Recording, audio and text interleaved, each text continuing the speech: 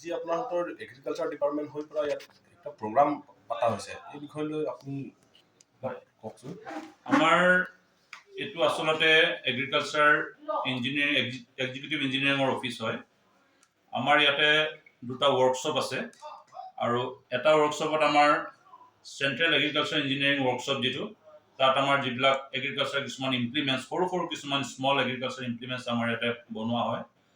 আৰু আমি আজি একচুৱেলি খেতিয়ক বা কৃষক ৰাইজক আমি মাতিছিলোঁ কিছুমান এৱাৰনেছ সজাগতা আনিবৰ কাৰণে তেখেতসকলক। এতিয়া বহুত আমি দেখিছোঁ গাঁও অঞ্চলৰ পৰা কিছুমান কৃষক আহিবলৈ ইয়াত ভয় কৰে বা লাজ কৰে, বহুত দূৰ হয়।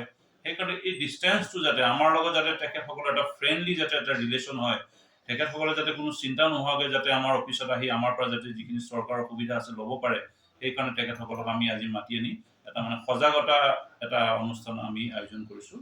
আৰু ইয়াত আমাৰ বিভিন্নজনে আমাৰ কনিষ্ঠ অভিযন্তা আছে বা বেলেগ ৰিচৰ্চ যিসকল পাৰ্চন আছে তেখেতসকলে খেতিয়কসকলক বিভিন্ন আঁচনিৰ বিষয়ে বুজাই দিছে। বৰ্তমান যি আঁচনি আমাৰ চলি আছে তেনেকুৱা আঁচনিৰ ওপৰত তেখেতসকলক মানে বুজাই দিছে ভালকৈ। ছাৰ কিষাণ গোটৰ কাৰণে আপোনালোকৰ কি কি মানে উপলব্ধ কৰে ছাৰ? এতিয়া আমাৰ ইয়াতে এটা VLFMB এটা গভৰ্ণমেণ্ট স্কিম আছে, village level farm machinery bank. তাত আমাৰ ট্ৰেক্টৰৰ লগত আনাদাৰ প্লেণ্টাৰ, ৰটভেটৰ বা পাৱাৰ টিলাৰ এই গোটেইবিলাক লৈ পেলাই আমাৰ 95% গভৰ্ণমেণ্টে ছাবচিডি দিছে। ছাপ'জ যদি ট্ৰেক্টৰখনৰ লগত আনাদাৰ বস্তুবিলাক লৈ পাৱাৰ টিলাৰ হওক বা ৰটভেটৰ হওক এইবিলাক লৈ যদি আমাৰ ছাপ'জ এটা আনুমানিক যদি 13 লাখ যদি 13 লাখ টকা যদি ভেলু হয়, তাৰ পৰা 9,50,000 গভৰ্ণমেণ্ট ছাবচিডি আছে।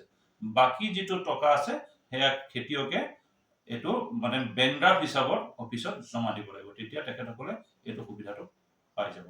আৰু এইটো একচুৱেলি এটা ছেল্ফ হেল্প গ্ৰুপ হ'ব লাগিব তেখেতসকলৰ। ছেল্ফ হেল্প গ্ৰুপ হ'লে তেতিয়া চৰকাৰে এই সুবিধাটো তেখেতসকলক দিছে। আৰু ছাৰ আপুনি জনা মতেতো পাৱাৰ টিলাৰ আৰু লগতে কিছুমান এক্সেচৰিজো মানে সৰু আৰু পৰা ডাঙৰ পৰা এইবিলাকো আপোনাৰ উপলব্ধ কৰিছে। পাৱাৰ টিলাৰো আমাৰ গভৰ্ণমেণ্টে দি আছে। পাৱাৰ টিলাৰো খেতিয়কসকলক বহুত ৰেহাই মূল্যত দি আছে। এতিয়া ধৰক 60% ৰেহাই মূল্যত দি আছে।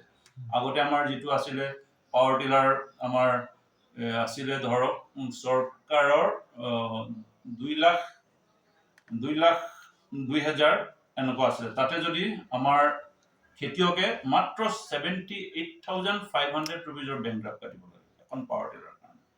গতিকে ইমান ধুনীয়া এটা সুবিধা, গতিকে আমি খেতিয়কসকলক মাতিছোঁ যে যাতে তেখেতসকলে চৰকাৰৰ পৰা সুবিধাটো বা আমাৰ অফিচৰ পৰা সুবিধাটো ল'ব পাৰে। তেনেহ'লে কাৰ্বি আংলং ৰাইজবিলাক আপোনালোকৰ অফিচলৈ আহিলে যিমান চৰকাৰৰ পৰা পাব আছে আমি যিমান পাৰোঁ সহায় কৰিম। আমি চৰকাৰে যিহেতু এইটো খেতিয়ক ৰাইজৰ কাৰণে এইটো সুবিধা দিছে, গতিকে আমি যিমান পাৰোঁ আমি খেতিয়ক ৰাইজক দিয়াৰ কাৰণে আমি প্ৰতিশ্ৰুতিবদ্ধ।